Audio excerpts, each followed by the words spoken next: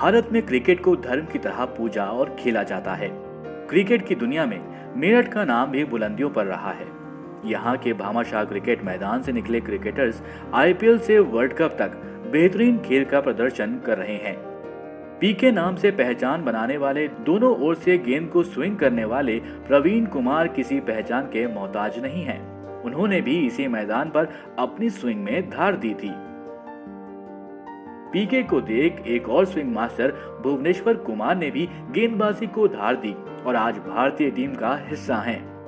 भुवी ने भी भामाशाह पार्क में ही शुरुआती ट्रेनिंग ली और देश का नाम रोशन कर रहे हैं। इनके बाद कर्ण शर्मा, प्रियम गर्ग, कार्तिक त्यागी, शिवम मावी, समीर रिजवी, समीर चौधरी सहित कई खिलाड़ियों की फहरिस्त लंबी है, जिन्होंने इसी मैदान पर पसीना बहाया और उत्तर प्रदेश की रणजी टीम से लेकर भारतीय टीम तक का हिस्सा बने।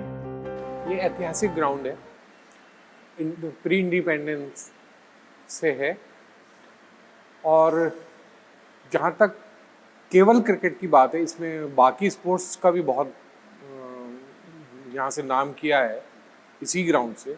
लेकिन जहाँ तक केवल क्रिकेट की बात है तो भुवनेश कुमार, प्रवीण कुमार, सुदीप त्यागी, उसके बाद जूनियर क्रिकेट में बहुत लंबी चेन है।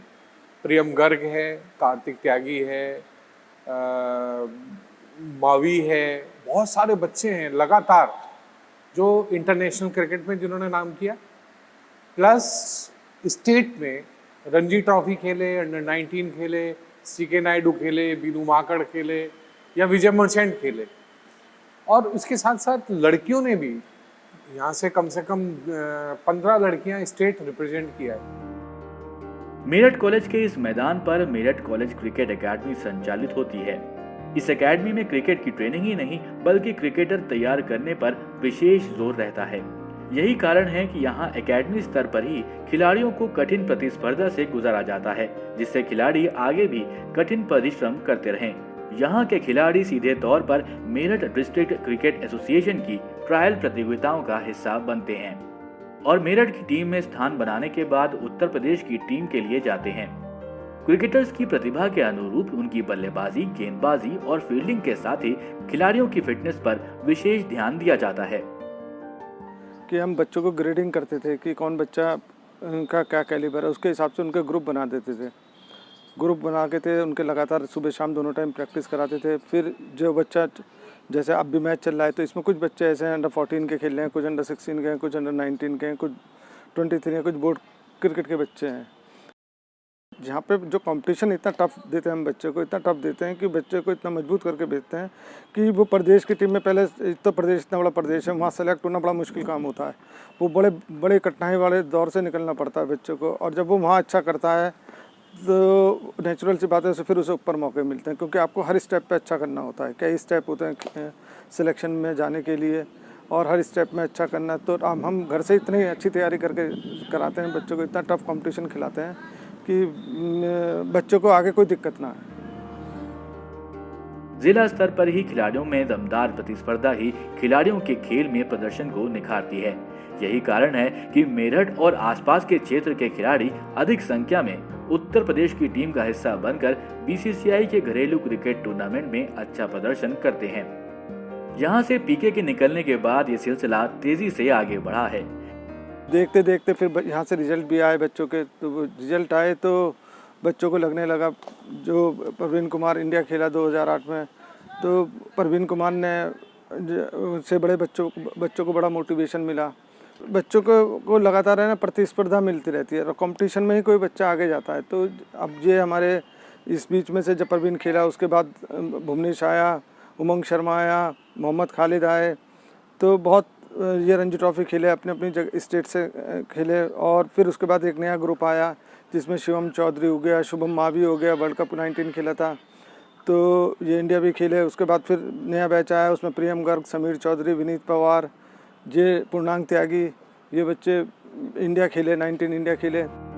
भामाशाह पार्क से निकले खिलाड़ियों की सफलता को यहाँ का पवेलियन बयां करता है।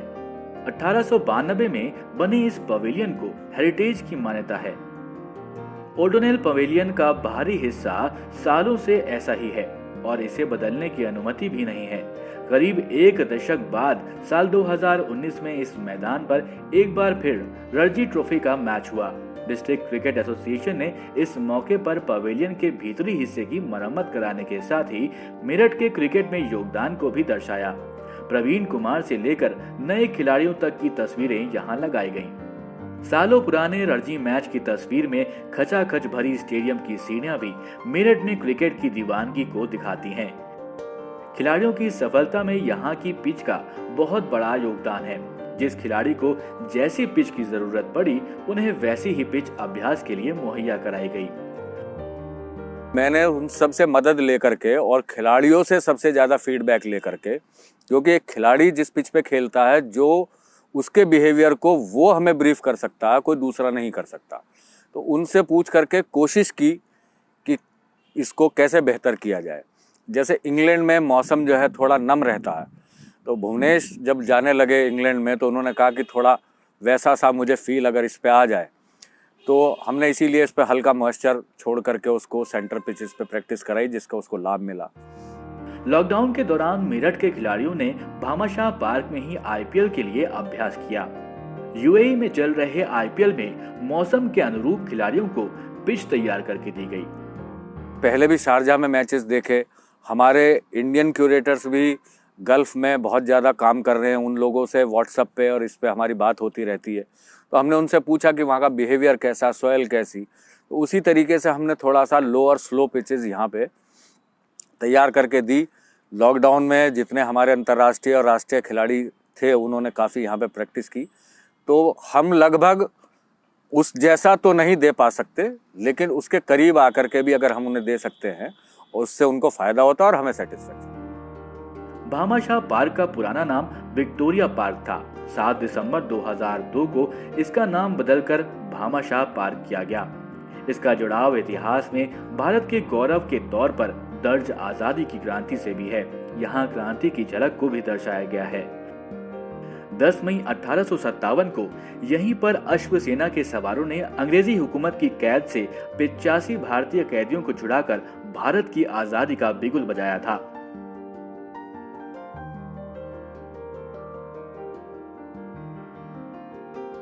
यहीं पर 23 से 24 नवंबर 1946 को आजादी के पूर्व कांग्रेस का अंतिम सम्मेलन हुआ था।